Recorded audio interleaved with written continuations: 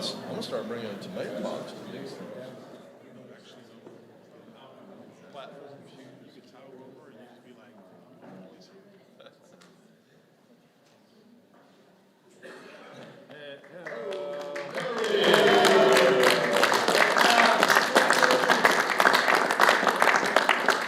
We'll wait for everybody. So quiet now. You get a new jacket? Looks nice. Yeah. Juan, come on here. You're going to speak. Where's Mario? Where's Tom? Come on, guys. You come down here. Come down here. You guys kind of worked on the bill. You should be right here. Yeah. How many people notice you got a new jacket besides me? Just me, huh? I pay attention. All right, moments ago, House Republicans passed the strongest border security bill this country has ever seen. This bill secures the border from President Biden's record crossings, record carelessness, and record chaos. Securing the border is one of the top priorities, and it is the priorities of the leaders who are behind me. I do want to thank Mario Diaz-Balart, Tom McClintock, Jim Jordan, Mark Green, Mike McCall, Elise Stefanik, and Tom Emmer. I want to give a special thanks to Steve Scalise.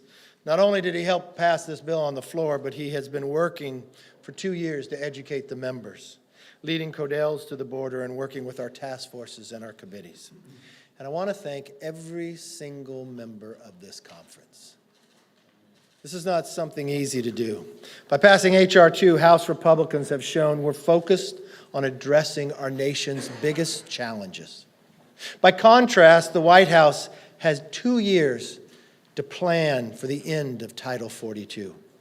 We all knew the deadline, but the White House produced no plan, missed the deadline, and bumbled into another crisis.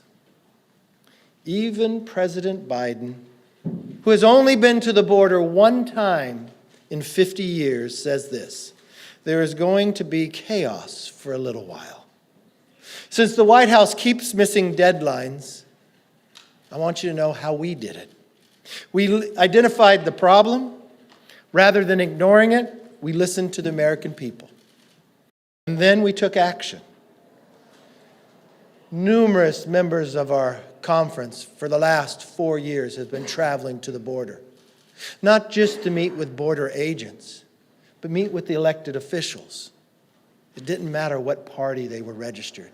To meet with local ranchers, landowners, businessmen and women. To meet with the people being affected day in and day out. To school board members, where their schools had to be closed because of the chases and the cars coming across. To the families that lost loved ones because of the fentanyl that's been coming across.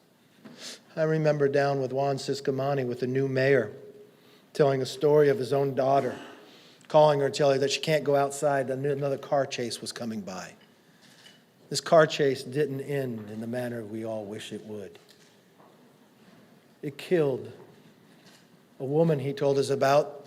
She was on her way to her retirement dinner, where she had retiring from work of all those years to spend the time with her grandchildren, to travel the country, ended because the border was not secure. We even had our committees, when we took the majority, not to stay in Washington to gather all your information, but to travel to the border itself. If you're going to write a bill about the border, you ought to learn firsthand. Homeland, Judiciary. We talked to Border Patrol agents, heard the frustration in their voices, and saw the exhaustion in their faces. But the House Democrats, who even belonged to the committee, refused to go. One of the ranking members, Nadler, made fun of us going to it, said it didn't mean anything. I think you ought to look to the family members who've lost their children to fentanyl and tell them that it didn't mean anything. If they had attended, I believe they would have voted with us. You cannot listen to what we had heard and vote against this bill today. The do-nothing Democrats must not continue to repeat this pattern on the debt limit. Tomorrow will be the 100th day since I first sat down with the President on February 1st to identify a problem, to know the deadline would be coming. We all know that the deadline for default is June 1st. Why are we in this situation? Because inflation Democrats added $6 trillion. They harmed every single family by bringing inflation to our country. And now 3 of the 4 largest bank failures in American history has happened just in a couple months. We watch people bringing home their paycheck. It doesn't go as far. We watch Democrats treat the exact same way. The House passed a plan to avoid the default. We cap spending, we grow the economy, and we responsibly raise the debt limit. And there's only 15 days to go. How has the President handled this? The exact same way he's handled the border. He ignores it and hopes it goes away. But President Biden and Senator Schumer are stuck on no. They have no plan, no proposed savings, and no clue.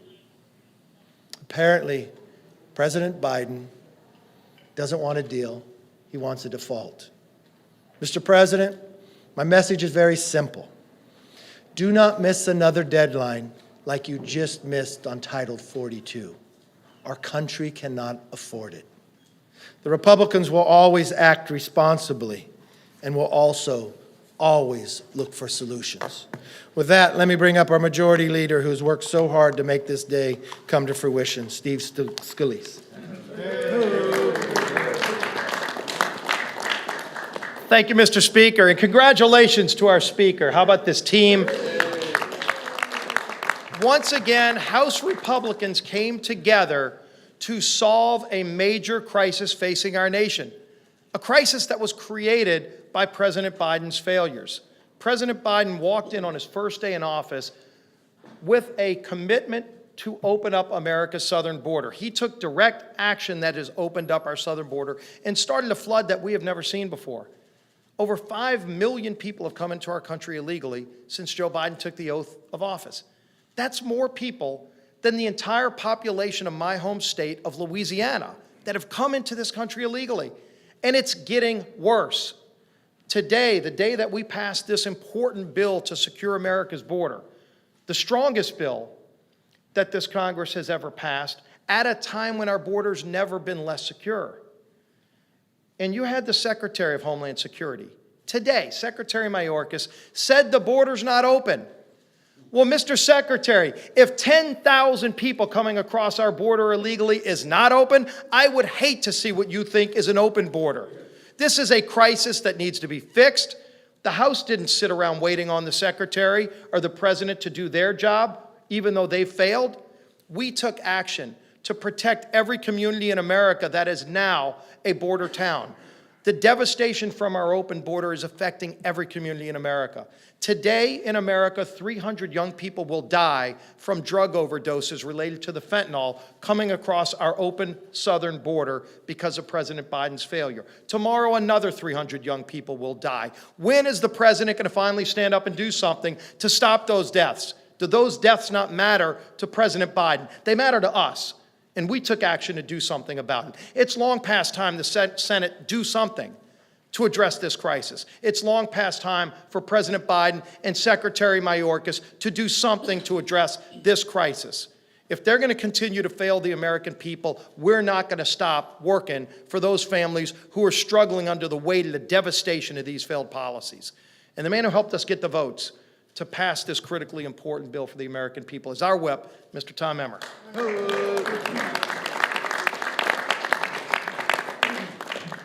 Thank you, Steve. More migrants have died at our southern border in the last 12 months than at any 12-month period in the history of this country. Cartels are trafficking children and smuggling deadly fentanyl into our communities.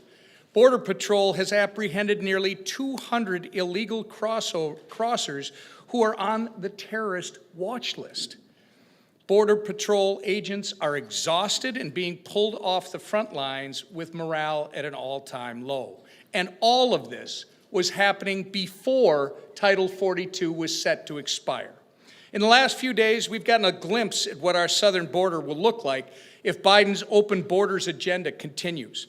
10,000 crossings per day, as the majority leader just said, pure chaos in the speaker's comments, the president's words himself, pure chaos, all because Joe Biden and his administration has let the world know our borders are open. And make no mistake, it is intentional and it is not humane. But today, Kevin McCarthy and House Republicans have stepped up to provide another common sense solution where Joe Biden and the Democrats have failed. After 2 years of intentional disregard from the White House, House Republicans passed legislation that builds the border wall, strengthens asylum laws, ends Biden's mass parole programs, and humanely addresses the horrific child trafficking business at our southern border. This bill is simple. It disincentivizes illegal immigration and reinstates the policies that were working before Joe Biden got in the Oval Office and let his self-made border crisis get out of hand. It's a slap in the face to our border communities, to law-abiding citizens, and to legal immigrants that the Biden White House and Schumer Senate are already set in their opposition to this bill. Their obstruction means innocent children will continue to be inhumanely subjected to sex trafficking and child labor. Legitimate cases of asylum will continue to be stifled in an overrun system. And illegal immigration will continue to be incentivized while legal immigrants wait years to become citizens the right way. It might not be great optics for a Democrat Party that has embraced illegal immigration and total lawlessness as part of their platform.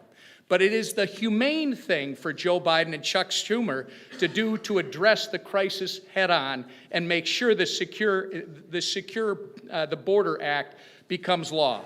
Migrant lives and the safety of American communities depend on it. And with that, our conference chair, Elise Stefanik. Thank you, Tom. I am so honored to stand here with my House Republican colleagues. Yet again, the mainstream media underestimated this House Republican majority. And yet again, House Republicans delivered results for the American people with the passage of the Secure the Border Act, the strongest border bill in the history of the United States Congress. This bill was one of our key pillars of our commitment to America. Since day one, when Joe Biden was sworn into office, Joe Biden's policies have caused this catastrophic border crisis. And it's not just a border crisis. It's a national security crisis, an economic crisis, a crime crisis, and a humanitarian crisis.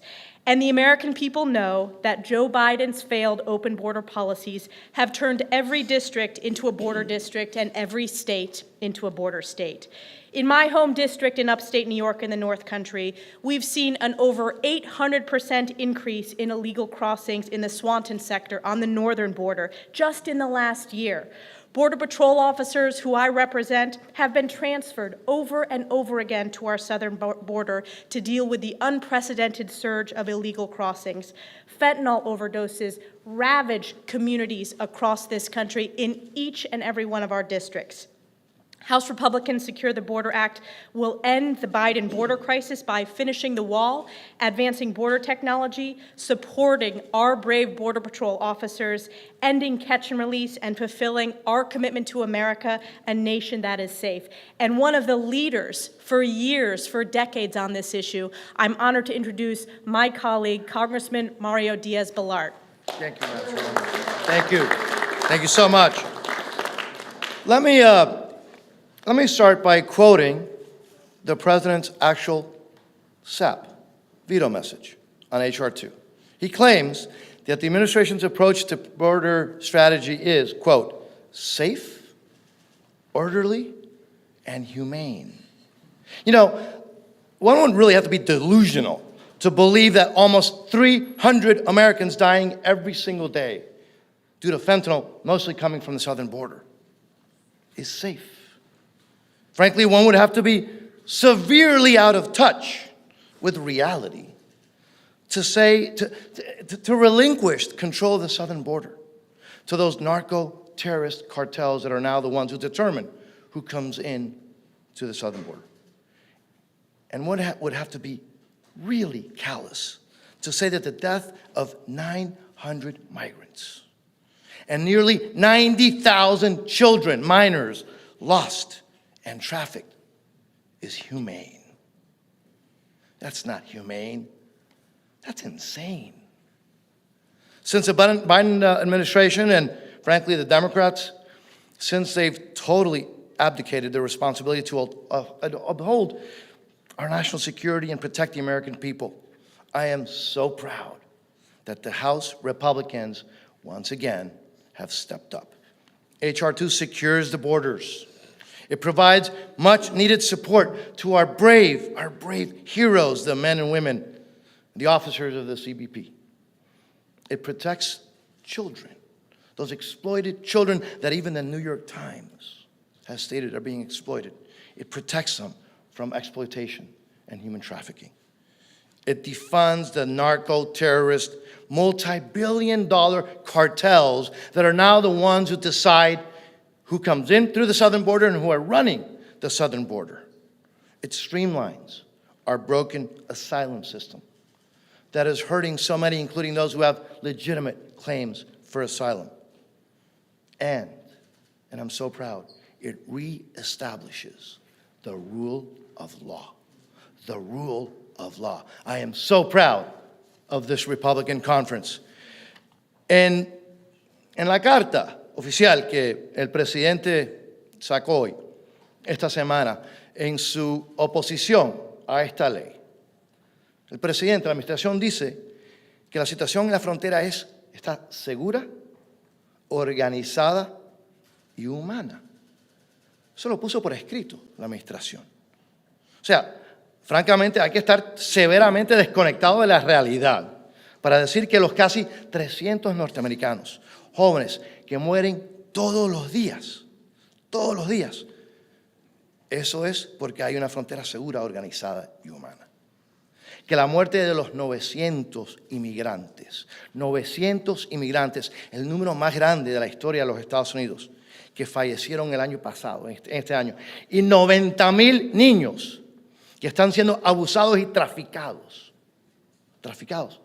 que eso es seguro, organizado y humano. Y cederle el control de la frontera sur a los narcocarteles, que son los que deciden ahora quién entra y quién sale y por qué precio. Que de alguna forma eso es seguro, organizado y humano. No. Esta ley sí es humana. Desafortunadamente, el presidente y los demócratas rehúsan defender la seguridad nacional de los Estados Unidos y proteger al pueblo norteamericano. Y por eso estoy tan orgulloso que hoy los republicanos de la Cámara tomaron acción y acción seria y positiva. Esta ley fortalece la seguridad de nuestra frontera. Brinda apoyo necesario a nuestros agentes oficiales en la frontera. Protege a los niños, a las niñas, a las mujeres que están siendo abusadas en este proceso. Mejora nuestro sistema de asilo. Y muy importante, restablece el Estado de Derecho, que es la razón por la cual todo inmigrante que lleva generaciones o que está tratando de llegar ahora, viene a este país. Restablece el Estado de Derecho.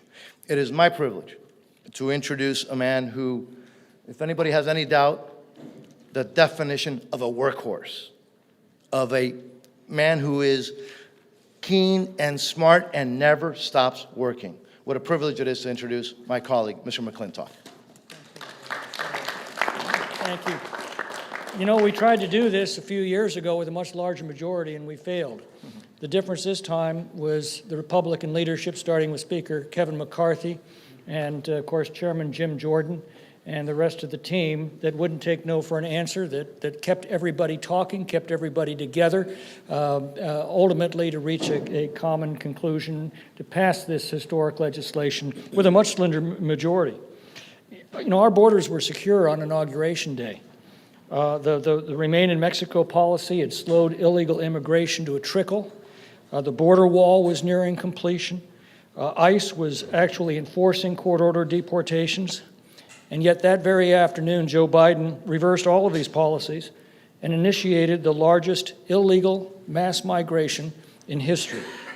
And I've never understood how our schools are made better by packing classrooms with non-English speaking students, or how our hospitals are made more accessible by flooding our emergency rooms with illegals demanding uncompensated care, or how our communities are made safer by introducing criminal cartels and flooding them with fentanyl, or how working families are helped by flooding the labor market with cheap illegal labor, or how our social safety net is strengthened by adding millions of impoverished dependent aliens to it. This measure restores the policies that secured our border and makes it harder for future presidents to refuse to enforce the law. Without enforcing our immigration laws, we have no borders. And if we have no borders, we have no country. History warns us that countries that either cannot or will not secure their borders simply aren't around very long. Now the Senate needs to act. And if it doesn't, then ultimately the American people need to decide how far down this road they want to continue, because this will continue until the people responsible for these policies are removed from office. And I thank all of you, and I'm very pleased to introduce Representative Juan Ciscomani of Arizona's 6th District, who did yeoman work in keeping the sides together and bringing us together. So thank you.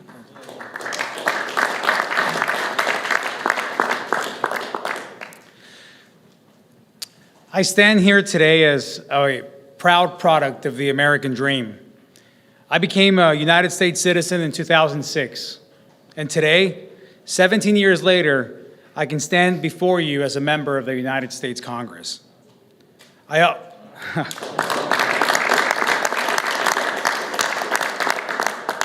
also stand here as a representative of southeastern Arizona. What's happening at the border is not part of the American dream my family pursued, and thousands of other families also continue to pursue today. We've seen babies abandoned in rivers, migrants dying in deserts, high-speed car chases through neighborhoods, and 85,000 children disappear after being released from HHS custody. We have a border crisis, a humanitarian crisis, and on the front lines are our border communities. Americans have been failed by the government designed to protect them. While our country suffers because of this administration's inaction, House Republicans have passed a solution. H.R. 2 gives our agents and officers the resources they desperately need, closes loopholes in an abused asylum system, and it protects innocent children from harm. This last part was very important to me from the get-go.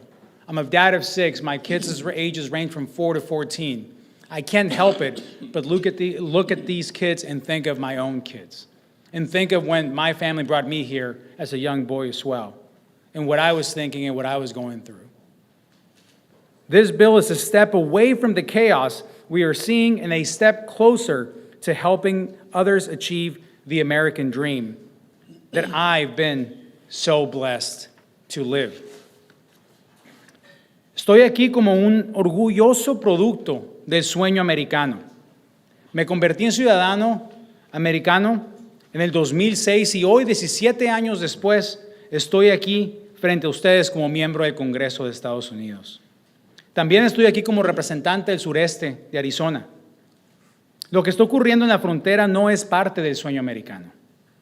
Para mi familia no es parte del sueño americano que mi familia vino a buscar y que otras miles de familias también están viniendo a buscar. Hemos visto bebés abandonados en ríos, emigrantes que mueren en el desierto y persecuciones de autos por vecindarios. Y 85,000 menores de edad han desaparecido después de haber sido liberados de la custodia del Departamento de Salud y Servicios Humanos de Estados Unidos. Tenemos una crisis en la frontera. Tenemos una crisis humanitaria. Y las líneas de fuego son nuestras comunidades de la frontera. El gobierno le ha fallado a los estadounidenses en vez de protegerlos. Mientras nuestro país sufre por la falta de acción de esta administración, Los republicanos de la Cámara de Representantes hemos pasado una solución. La ley HR2 brinda a nuestros agentes y oficiales los recursos necesarios que desesperadamente necesitan. También cierra los hoyos del sistema de asilo que han estropeado y protegen muy bien a los niños inocentes de cualquier edad.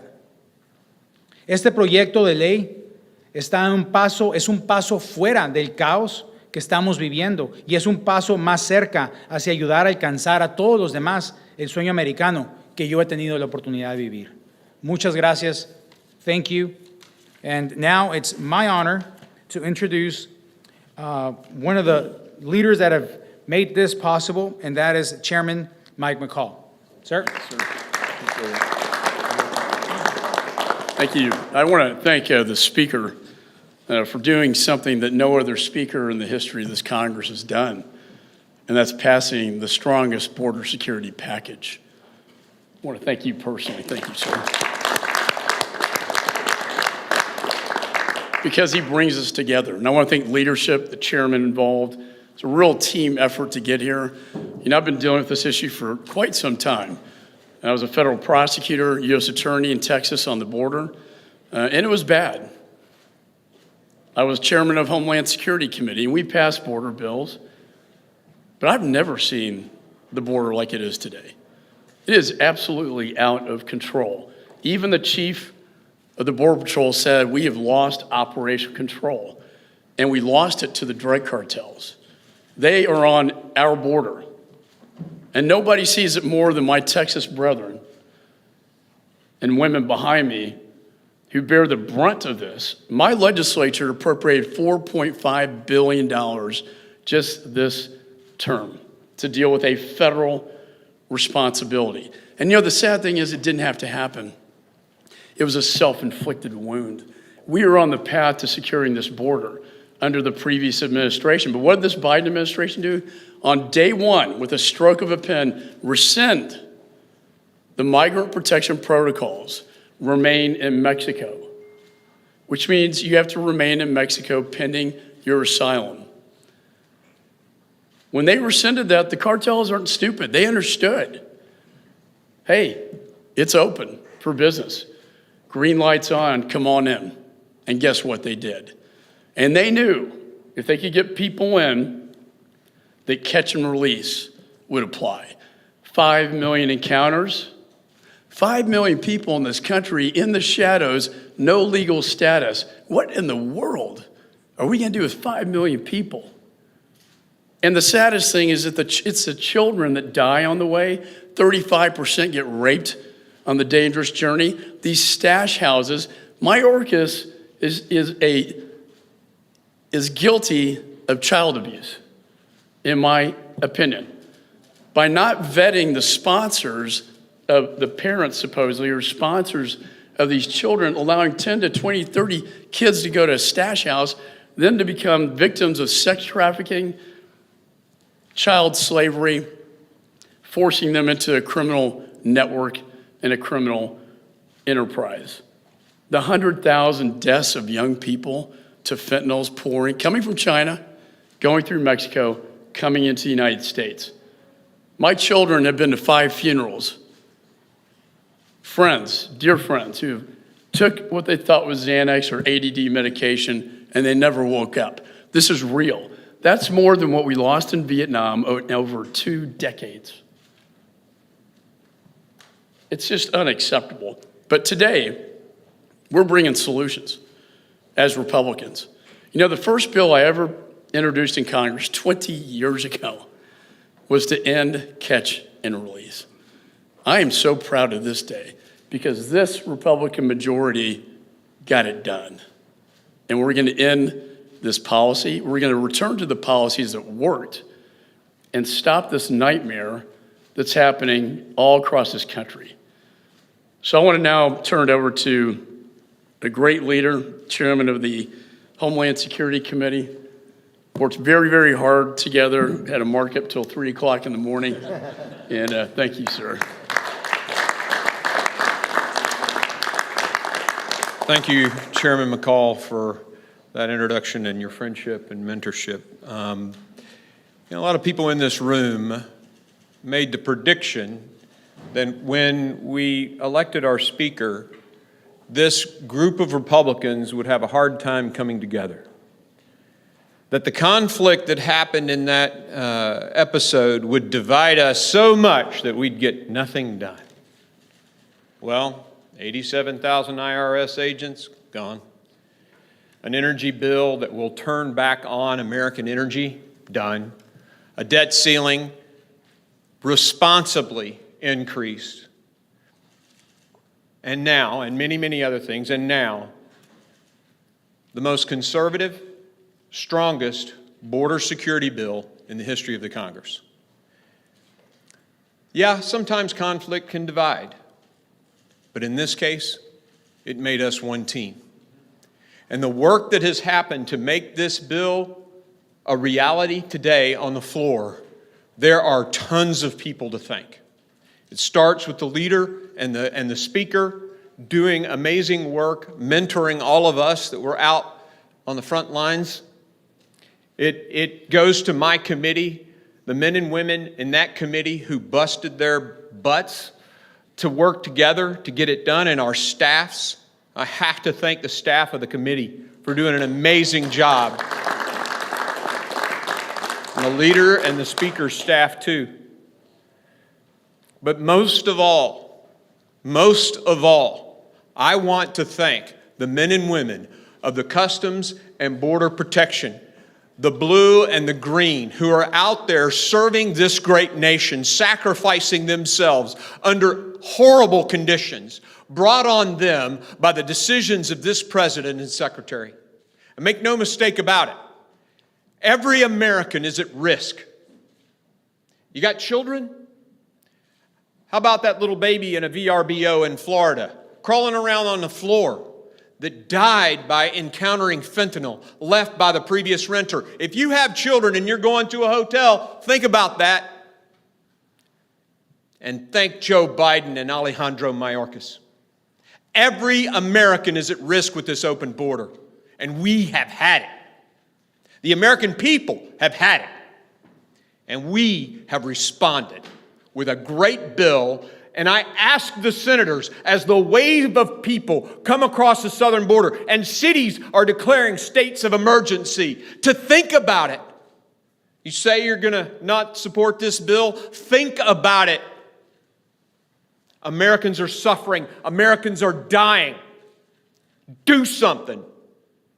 Vote to send this bill to the President of the United States. And let's have that president who has ignored this speaker on the debt ceiling, ignored the border, ignored the economy, ignored the veterans who sacrificed so much in Afghanistan and walked away.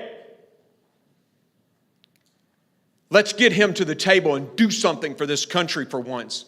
Pass this bill, secure our border, and save this great country. I will be followed by one of the greats, my mentor, Jim Jordan.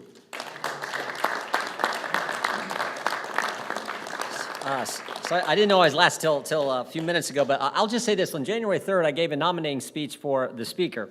And I said in that speech, I think our task this Congress is pretty straightforward. Pass the bills to fix the problems, rein in the crazy spending, and do our oversight, do our constitutional duty. And this Congress, we're doing that. House Republicans are doing, we're doing the oversight. We passed the debt ceiling bill, as Chairman Green just mentioned, that would actually get control of the crazy spending. And contrary to what Punch Bowl reported this morning, we are passing the bills to fix the problems. We are passing the legislation that we promised the American people we would do. We said we would get rid of 87,000 IRS agents. We did. We said we'd pass an energy bill that made us energy independent. We did. We said we'd pass a parental rights bill. We did. And we said we'd pass immigration enforcement, border security bill. And we did today. I always say we make this job way too complicated. It's really pretty basic. What did you tell the voters you were going to do when you put your name on the ballot and you ran for office? If they elect you, go do what you said. And House Republicans, under the leadership of Speaker McCarthy, are doing exactly that. And the key is we have to continue that for the rest of this Congress and make the American people understand we are representing them at this critical time in American history. With that, I yield back to the Speaker of the House, Kevin McCarthy. The House Republicans continue to offer solutions. We all knew this date was going to be here, and the White House ignored it. We will not ignore the problems, and we'll continue to work for the American public. That was our commitment to America. It's the commitment we're keeping. With that, let's open up for questions. Yes, Jake. Can you give us your sense on where the talks are on the debt ceiling? We just passed H.R. 2, and you want to talk debt ceiling. Okay. Well, that's a good question, because it's another issue.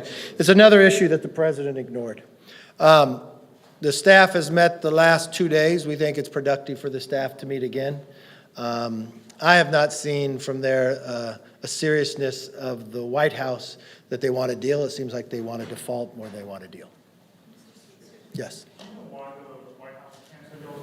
The White House didn't cancel the meeting. All of the leaders decided it's probably in the best of our interest to let the staff meet again before we get back together.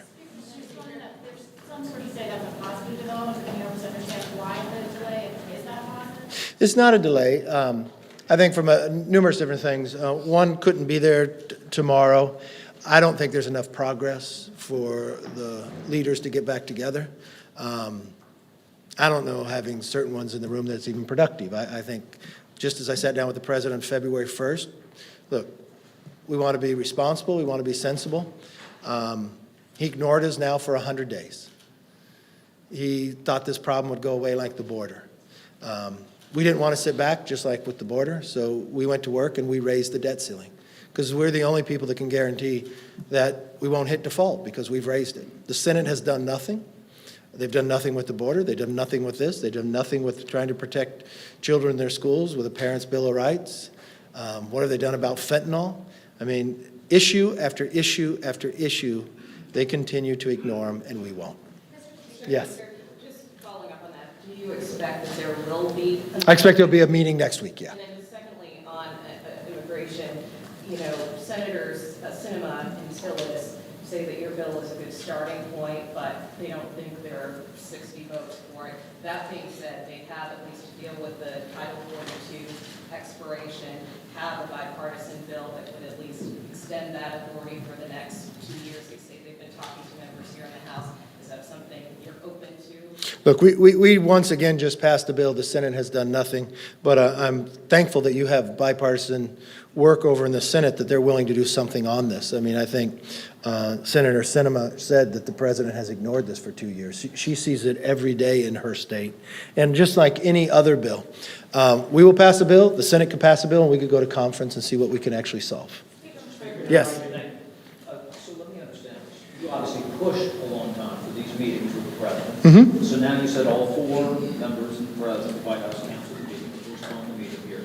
If you were pushing so long for these negotiations and things aren't far enough along in these negotiations for the 5 of you to get together, doesn't that say that that wasn't what needed to happen? I mean, that this could have been, it didn't work out with talks behind the scenes to start with. How do you take something so simple and try to make it complicated?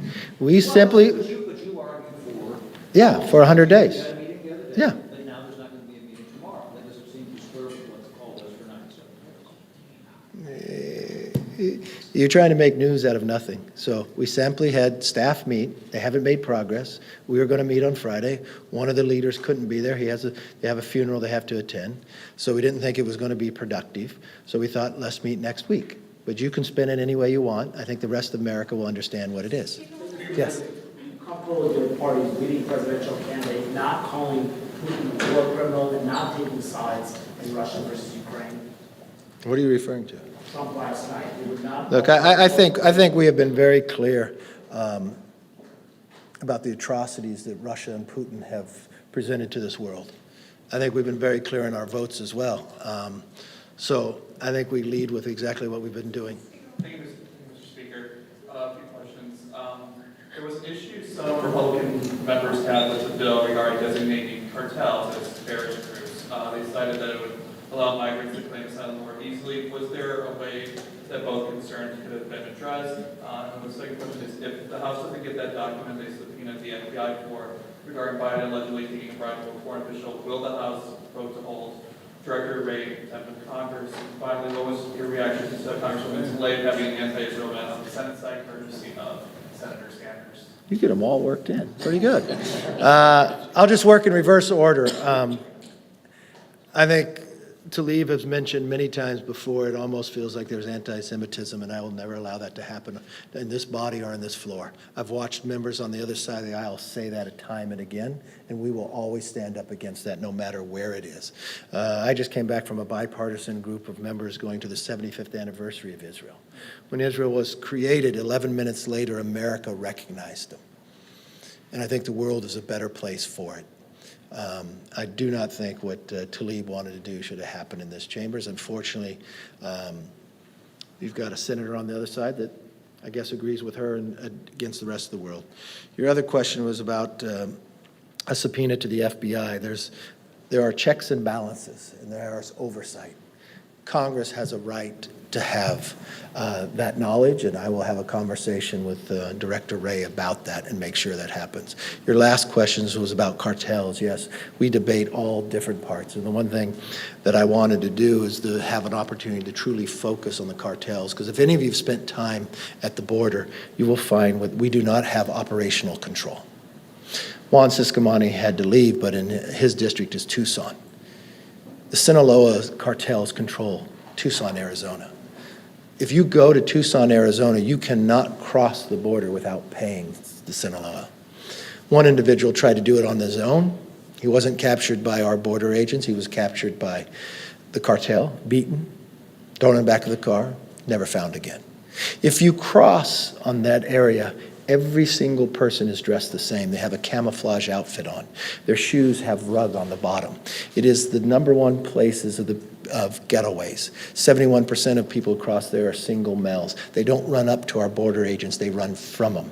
We actually have to, because it's a big territory, every single day we risk the lives of our American people in the military and on the borders, putting helicopters up trying to rescue people up on the cliffs many times, each and every day. The real challenge here as well is we have to do a lot of this aerial. When the numbers continued to peak, you know what the administration did? They cut the number of balloons that we had, that we could count the number of people that were coming over illegally. So they want to tell you that the numbers are down when it's only growing more. You catch fentanyl time and again from these individuals. So yeah, spend a little time there. You'll be able to see. Yes, ma'am. Speaker McCarthy, you guys want to cut about $130 billion from the budget. If you take out defense, if you take out DHS, if you take out Veterans Affairs, how are you going to cut that much money from the remaining pie? Okay, so what you're talking about is in the debt ceiling, we asked that we go back to what we were spending 5 months ago.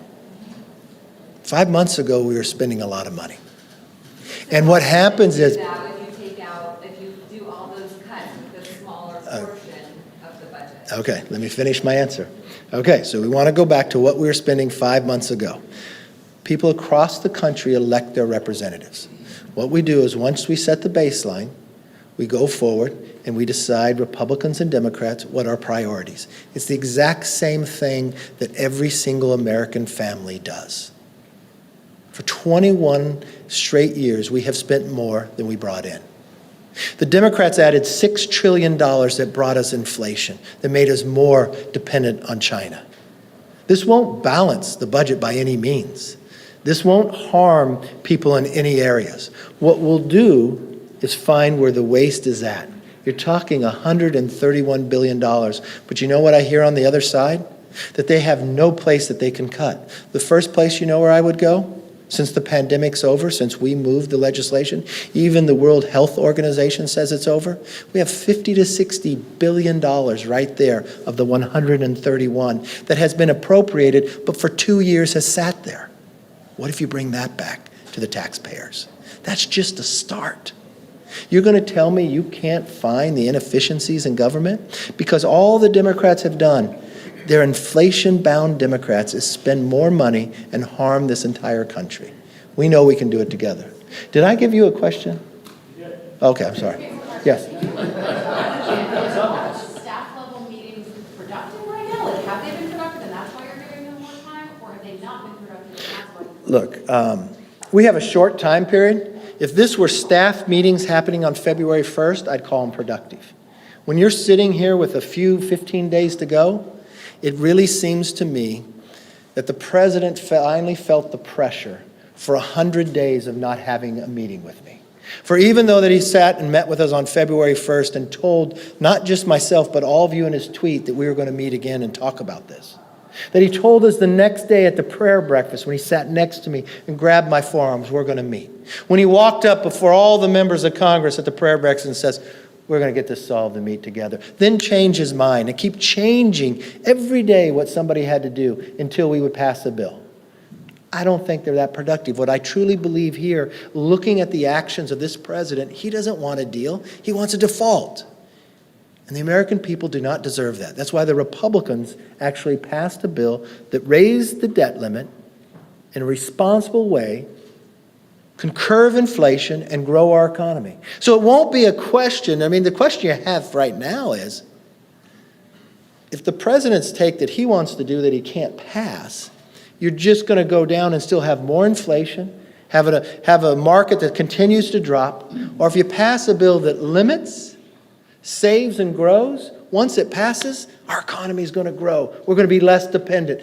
Individuals are going to have more money that they can keep. The energy prices are going to come down. We're going to cut the red tape so we can build things in America again.